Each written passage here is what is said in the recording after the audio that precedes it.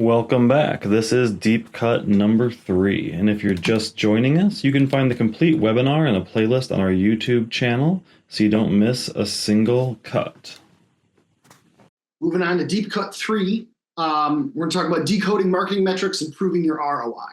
So this statement here, we asked folks if they how they agreed with the statement. Does your organization track ROI with your marketing metrics? Again, we saw achievers leading the pack here by a significant margin at 68%. Believers following up at 55%, and then a really astonishing gap, particularly if you're looking between achievers and cynics, with cynics coming in at 28%.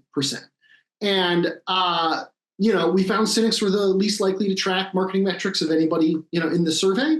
And that may be a part of why they're cynical about the results. If this is kind of like a hear no evil, see no evil, speak no evil kind of thing. And they're sort of like, if I don't look at it, I don't have to address this question.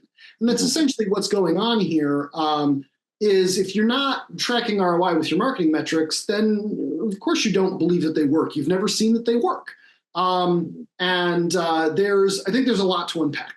So we also looked at statements about whether or not organizations feel that they have challenges with their marketing metrics, with achievers stating that they, compared to the other groups, a very high rate of strong agreement that they have no challenges with their marketing metrics. Now, there's a flip side to this coin as well. That means that the other 68% of achievers obviously had some challenges with their marketing metrics. But what was interesting, I think, here is the gap that you see between them and the believers and cynics who are at, like 1% and 3%, where they're basically like, hey, we all got challenges, right? Yeah. So then when we unpack that a little further and we look at what challenges they're facing, we asked them about, what are you looking for? And people reported things like, improving the data, trusting the data that we get, interpreting the data that's been collected. People reported varying levels of challenges with those things. What I think is the most striking about this particular finding here is that it's actually the believers that are reporting the highest instances of challenges here, and because across the board they're going, I know there's something here and I want something out of this, and I don't know what it is and I'm not getting it. And so they're really raising their hand and saying, look, I believe in this, we want to make it work, and we know it's not working. And I think part of the reason why, again, you see cynics with a lower level of challenges reported is that they also just aren't tracking it in the first place. To go back to the previous slide, 28% of them are doing this, at all. With that being the case, there's a reason why we went with the term divested when it comes to the cynics group. Is they're just like, this isn't where I'm putting my time and attention. Eric, I'm curious, with all the clients that you've worked with and people you meet at trade shows and conferences, what would you say, how many folks do you hear say, oh, well, in our company's sales and marketing are the same thing and I do both? There's a lot of perception, I think, in B2B and in manufacturing in particular, that they're the same thing, really, fundamentally. You hear that a lot? Yeah, when I'm talking to people, particularly at trade shows, I'm specifically asking them about their marketing. And so what I would say is that it's not uncommon that it's a sales guy that goes, oh yeah, marketing's my job, which is always interesting to me. And every now and then you'll get somebody who's either, the only person on their team or where their job title is a marketing job title, to be, director of marketing, marketing manager, whatever it is. But they're like, well, I'm also head of inside sales. Right, their job is really sales. So yes, where in this case, for folks who aren't familiar with these terms, inside sales is basically you fielding the leads that are coming in organically, like off the website and stuff. So if someone's coming to the website and they are filling out a form, well, they're like, well, the website's marketing, therefore that's your job, right? And I mean, that's a fascinating distinction to me. But in those organizations, outside sales, and I think one of the reasons it winds up being divorced from marketing efforts, to get back to some of the other things we were looking at, is that it's all outbound sales and marketing techniques where people are cold calling and grinding lists and grinding events, and it's very much just like get in front of people, get in front of people, get in front of people. Yeah. And when that's the division, you can kind of see why these departments aren't always talking to each other, especially if they're just like, oh, don't even bother me with your leads. Those are your leads. That's what I was going to say. Like, I think for a lot of people in this industry, their experience with marketing may have come either directly or indirectly from an earlier time. When marketing looked very different than it does today. And I think a lot of them don't understand that marketing actually builds relationships and, that it operates very differently than marketing did 20 or 30 years ago for B2B. And I just wonder if some of those cynics in particular, when the low scores we see on tracking these metrics and focusing on stuff like this that are turned sort of marketing, is really just a fundamental lack of understanding about what that really is now, what that role really encompasses now. Because I will talk to people too who were like, oh yeah, it's sales and marketing. It's the same. I'm the sales and head of, whatever. It's the same job fundamentally. And I think that's really interesting consideration in this industry. And again, if leadership doesn't understand the difference between the two, it's going to be very difficult for their people. Yes. Yeah, I think I think a lot of cynics maybe wind up working with, an agency that's a little green or more B2C oriented. And, I think like when you think about sales and marketing with the slash between them, like they're the same thing.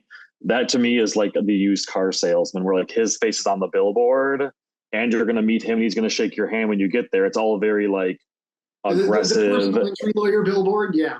Yeah, like it's all the telling and the promising, and then once the sale's closed, it's whatever. We already got your money, it's fine. Versus like right now, like in the B2B space, we know it's focusing on thought leadership and relationship building and providing insights to sales, and I think that you're right. There is that like almost old school sort of connection between them that it's difficult to break. And I think it's just something people don't understand, the gap between B2C and B2B. I think the opportunity is there though, because there are a lot of manufacturers that really struggled during the pandemic. They had issues with supply and stuff like that. And it wasn't easy sailing to keep their customers happy. They really had to dig in and work with customers to help manage through these processes. And maybe that opens an opportunity to have a conversation with your leadership. If you're in an organization that sort of thinks about marketing the old way, maybe it presents an opportunity to talk about building relationships that can serve you in good times and bad, in terms of retaining customers and having good word of mouth and all of those kinds of things too. Absolutely. So key takeaways here, to getting back to, calculating ROI. One thing that we want to talk to people about is actually don't make yourself crazy about checking metrics too often. Different metrics operate on different timelines, and a lot of what you can do is just psych yourself out if you're checking your metrics too often. In particular, if you're showing people metrics that evolve very slowly and you're showing them like weekly or monthly, these are metrics that take a long time to evolve and tell a story, you're really just going to wind up telling an incomplete and inconsistent story as you're trying to come to conclusions that haven't been reached yet, as you sort of jump to conclusions or skip to the end. So you want to think about what metrics you're looking at, and there are some metrics you should actually check weekly, even daily, maybe at the start of a paid media campaign where you've got a large spend going and you're really calibrating it.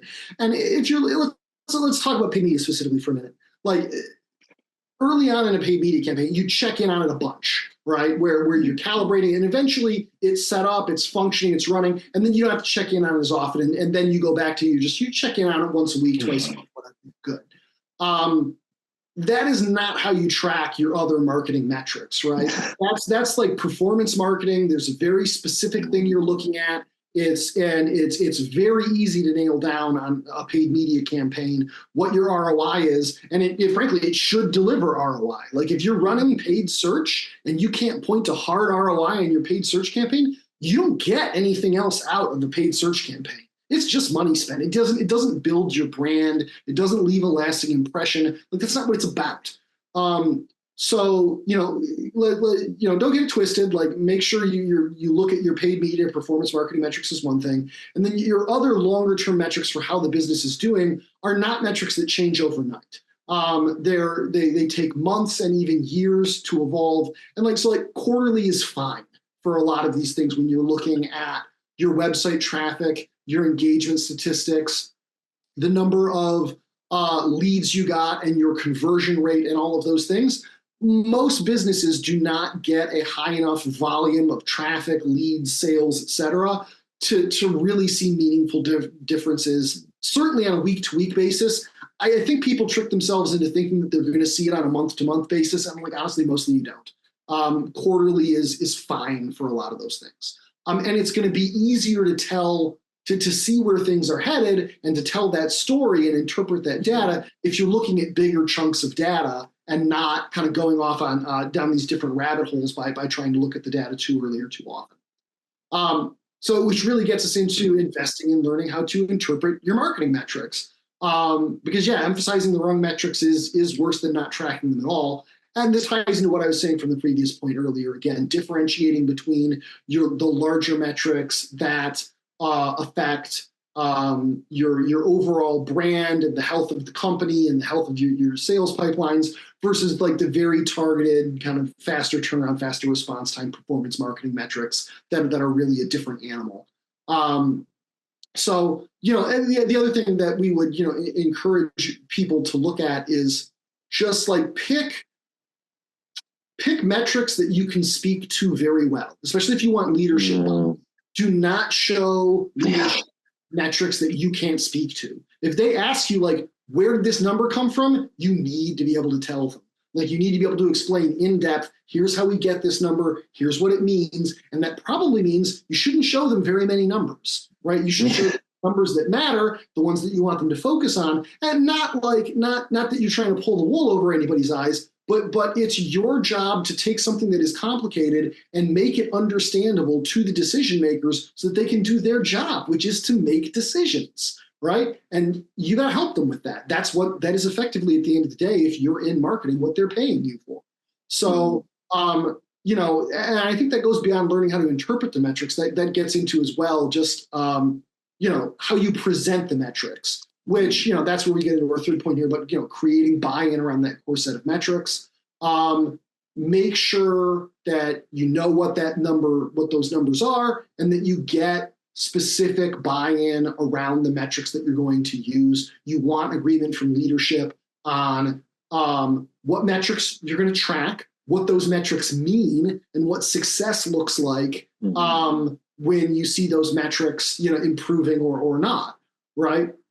So some of the things we encourage people to look at when they're trying to make that understandable, and particularly if you want to tie it to ROI, you really need to understand what a sale is worth, what a conversion is worth. So at the end of the day, if you're an organization that is selling a product and you have a very specific product that's going out the door, then that ought to be easy. You average out your products and you say our average sale is worth this much.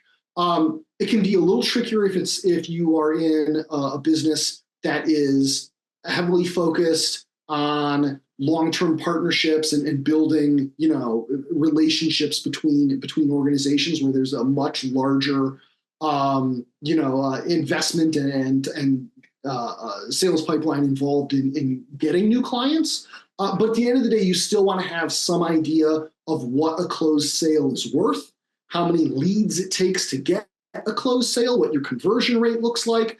And that's when you can really and importantly, what an acceptable cost of sale looks like for leadership. So if you come to leadership and you're like, we generated these leads and we got these sales, and they're like, how much did it cost us to generate more leads and get more sales? You're like, 50% of the ticket price of the product. People might not be too happy about that, right?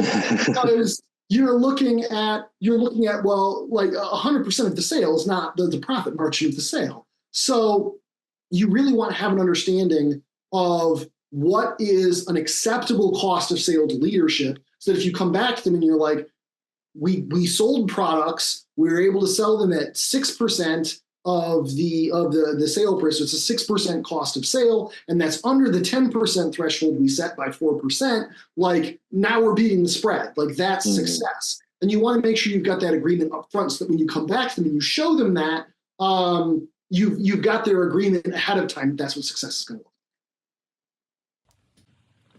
That was Deep Cut number 3. Thank you for watching. And now we have some Q&A coming up in just a few seconds if you're on our playlist. If not, you can find the full webinar playlist with all the sections on our YouTube channel, and in the content description below we have the PDF of the full research report, data viz tool, and quiz.